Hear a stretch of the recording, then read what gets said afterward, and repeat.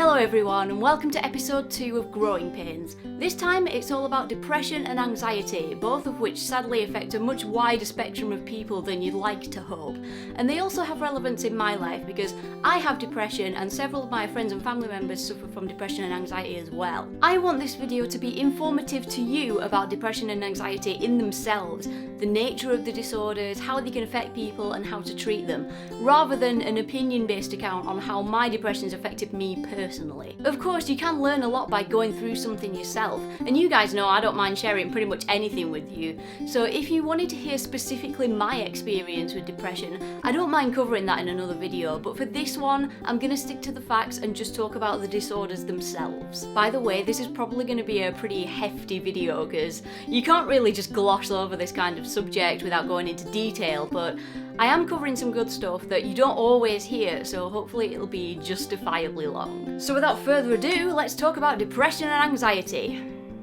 Yay. First of all, we should probably dispel any misconceptions or stereotypes about these things and clarify what they are and how they can happen. Generally speaking, depression is a mental state whereby the person suffers from unprovoked or seemingly random feelings of low mood, low self-esteem, indifference and inability to feel enthusiastic about anything, even the things they enjoy, feelings of sluggishness and lack of motivation, and in worst cases, self-loathing, hopelessness, and even a desire to commit suicide. People with certain severe types of depression can also suffer episodes of psychosis, during which their sense of reality becomes disturbed or warped. This can lead to delusional thoughts, visual and audio hallucinations, and catatonia, which is basically abnormal body movement.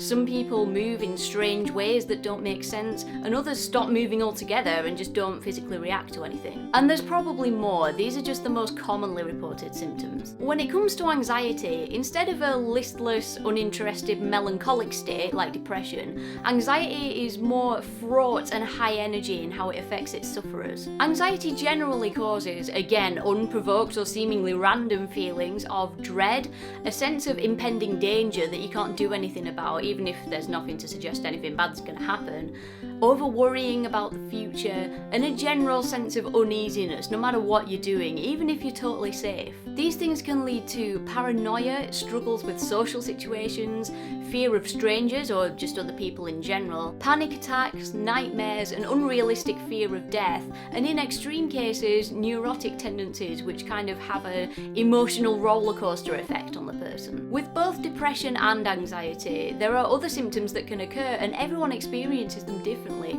There are common factors, but there's not a strict template that each disorder adheres to, so this is just a general idea of what they're like. Next, we should probably talk about how these disorders arise in people. There are a lot of ways that depression and anxiety can be triggered, and that often affects how it manifests and how it can be treated. A lot of depression and anxiety, especially for people who only suffer them in a short time frame, is situational. That means that that person wasn't born with the disorder and doesn't suffer it all the time. It only manifests when something bad happens in their life that makes them feel so emotional that it triggers a temporary bout of depression or anxiety. Then when the situation's resolved, or they just get enough comfort from friends and family or something else in their life, the disorder immediately stops and most of them never have it again. It's literally just a mental overreaction that corrects itself naturally when the bad experience is over. Another cause of mental disorders is physical damage to the brain, so people who've never had them in their lives could become prone to depression and anxiety after, say, a bad car accident because the part of their brain that controls these things has become damaged and doesn't function properly. A pretty common cause, which is the one I have,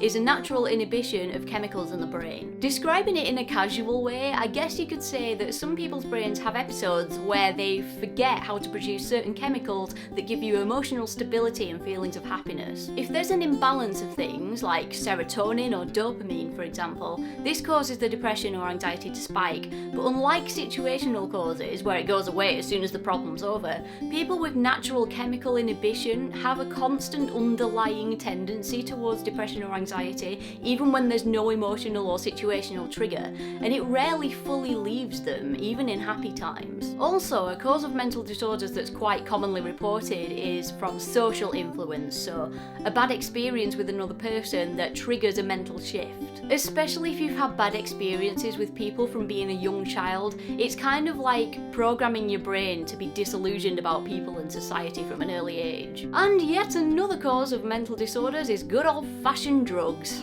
Substance abuse can screw you up in more ways than one. And that's just the tip of the iceberg. But if you think you might be suffering from depression or anxiety, what can you do to know for sure? Well, before you do anything else, put the laptop down. Please don't get too wrapped up in self-diagnosing on the internet because A, there's a lot of misinformation on there, and B, what other people say doesn't and won't necessarily apply to you. Like I said, people who suffer from certain mental disorders will have similar experiences and yours might draw parallels with theirs, but at the same time, your mind belongs to you and you alone, and how it works is just as unique. There is no one-size-fits-all cure. And not only that, but you might not have a mental disorder. It's really easy to get carried away with technical terminology and all that stuff, so give the internet a rest and instead try something like this. One really easy way to learn more about your mental health is through your doctor. If you go down to your local doctor's surgery and tell any doctor that you think you might be having some mental health issues, they're trained and perfectly able to organise a mental health assessment with an appropriate therapist as soon as that therapist is available. If talking about it face to face straight off the bat seems a bit daunting for you, here's another option. No matter where you are in the world, there are so many mental health call centres available for you to call any time of day and just express as little or as much as you want, and they can give you good advice on what to consider doing next and what steps to take to get things sorted out. Don't want to talk about it out loud? You can email them, and some helplines even have live chat rooms with professional therapists on their website. You can be as anonymous as you want to be. But I know a lot of you might be thinking that this still sounds really scary, so here's an idea of what to expect when you do these things. If you go to a doctor who puts you in touch with a therapist, they are going to ask a lot of questions about your feelings in your life, but you have to remember that they can't make a proper diagnosis unless they know all the details. And you should never be ashamed to share anything about your life with a therapist, no matter how embarrassing it might be or how bad a person you think you are. There are people out there who've thought and done and said much worse, okay? You don't need to worry about that. The fact that you're there trying to make things better is already a credit to you. Also, they tend to ask the questions in a really gentle and totally non-judgmental manner, so it's really not that bad. And when they're done with that, they'll give you a kind of questionnaire to fill in. This is pretty easy to do, and it's basically a list of statements and number ratings that you circle for each one. For example, I feel lethargic and uninterested in my day-to-day activities. 5 is strongly agree, 1 is strongly disagree. And then there are questions, and the answers you circle are how often you have these feelings. For example, how often do you feel worried about the future? Never, occasionally, about once a month, once a week, or every day. The questions and statements are separated into columns, one for anxiety, one for depression. And when you're done, the therapist will add up the numbers and analyse the answers you gave, and give you a score of where you are on the mental health chart, as it were. If you have a low score, it probably means that you don't have a mental disorder. Maybe you're just going through a rough patch in your life. If you score higher than a certain level on either of the sections, it means you might have an inclination towards anxiety or depression, and that decides what the next step will be. We'll talk about that in a moment, but first I want to cover what you can expect from calling helplines, because that's also really important. The people who answer your calls and emails at mental health helplines are trained experts who can give you advice, and a lot of them are actually trained in specific areas. For example, problems with sexuality, emotional abuse, things like that. So if your feelings are tied in with a certain subject, there's a chance that you could be put through to someone who specialises in that exact field. In a way, helplines are more casual in that you don't have to be analysed or divulge your entire life story to them if you don't want to. And sometimes all you need is just for the person on the other end of the line to just listen while you just get some shit off your chest, and they're happy to just let you unleash it. When it comes to giving advice, it's completely about what you want. They can advise you on how to get a diagnosis, or they can just give you their professional view on everything you've said and maybe just give you a better way of looking at it so maybe it doesn't seem so bad. It's a seriously no pressure situation. If you just want to talk to someone and hear their ideas, or just want to talk to someone and hang up, that's all that needs to happen. But if you're feeling more agitated or hopeless about it all, they can help you there too. If you're having a crisis, having a panic attack, if you're overwhelmed and feeling suicidal and you don't know what to do and talking about it isn't enough, they can get further help for you. Depending on what you want, they can give you information as to local mental health services in your area that you can physically go to of your own accord and see someone there. But if you really want it, they can arrange for a crisis team to come and visit you wherever you are. They're called crisis teams, but often it can just be one person. But either way, they're mental health experts who are trained for this type of situation. And if you genuinely want them to, they can come to your house and talk about things, or they can take you to a mental health clinic or a hospital if you need it. Now, this sounds a bit scary, so here are some reassuring facts for you. No one will call the police or the suicide crisis team and have you dragged away to an insane asylum, okay? The only reason a crisis team would ever come to your house and suggest going somewhere safer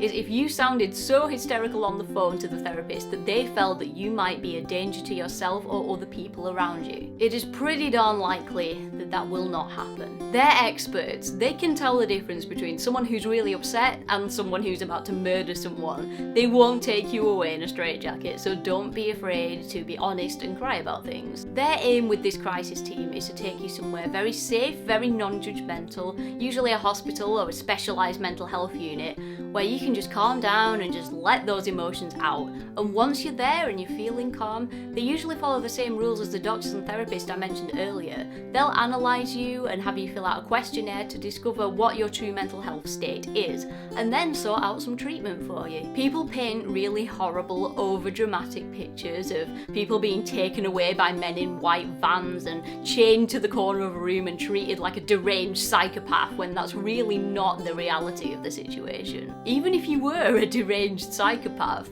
they wouldn't look down on you or treat you like crap because of it, because at the end of the day, you're just a human being who's just struggling to process things mentally, and they are there to help you turn that around no matter what. As soon as they feel that you're stable enough to leave, they'll discharge you and you'll be free to go and look forward to the treatment they've arranged for you. Speaking of which, no matter how you got there, if you've been diagnosed with depression or anxiety, here are the things you can expect during treatment. Medication, let's get that out of the way. Sometimes medication works wonders for depression and anxiety, and sometimes it just overcomplicates things. Everyone's bodies and minds react differently to chemicals, so you really don't know until you try them, because you might find one that really works for you, or you might find that it just doesn't suit you. It's kind of a trial and error process. Antidepressants and anti-anxiety medications don't turn you into a walking zombie. They don't suppress your personality or anything like that.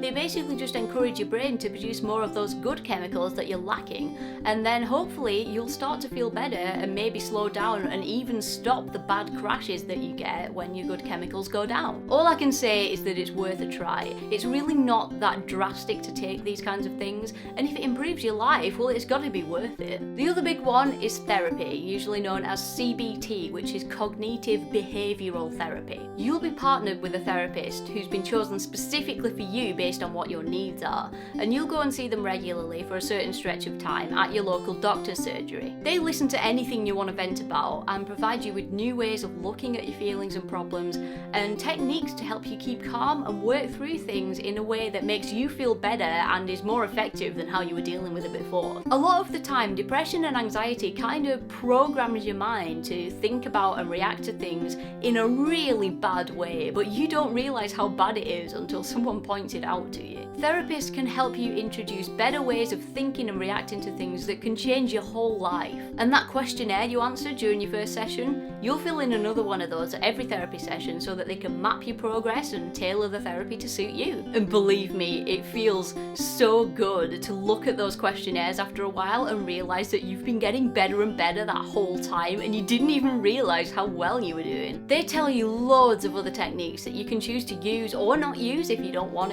to help you along the way. For example, keeping a diary of your thoughts so that you can recognise any patterns they might have, physical and mental exercises to help you have a more positive outlook, breathing exercises to help combat anxiety, meditation, a brand new diet, pretty much anything you want to do to, they'll do it. But the main point about this is that not only is there so much available to you to help you along the way, but the people that you'll meet during these things will be so considerate and kind and patient that you really don't need to worry about getting a diagnosis and treatment, because it's all there just waiting to happen. It's as simple as that. And now all that's been said, I'm gonna leave you with one final message, and it's a good one. If you suffer from a mental illness, I want you to know, oh god, here we go with the feels again. I want you to know that you are a wonderful person who's not weak or crazy or stupid or worthless, because every single person on this earth is a unique individual who has something special that they can bring to the world. And just because you might be having a tough time processing things doesn't mean that all of that is lost. No matter what you think, if you weren't there anymore, people will feel like a part of them has disappeared. There is no problem, mental or otherwise, that you can't overcome, because at the end of the day, it's just chemicals. Mental disorders are just chemicals having a crazy old time up in there, but they have nothing to do with who you are as a person. They can't control you. So keep on telling those pesky chemicals what the deal is, and keep on proving to yourself and the world that you can do this, because you totally can. And never feel ashamed for asking for help. You have no idea how brave you are for standing up and going, yep, I have a problem, now let's get it sorted out right now so I can get back to being a boss. Life really isn't that hard at all. It just seems it when you lose perspective of everything.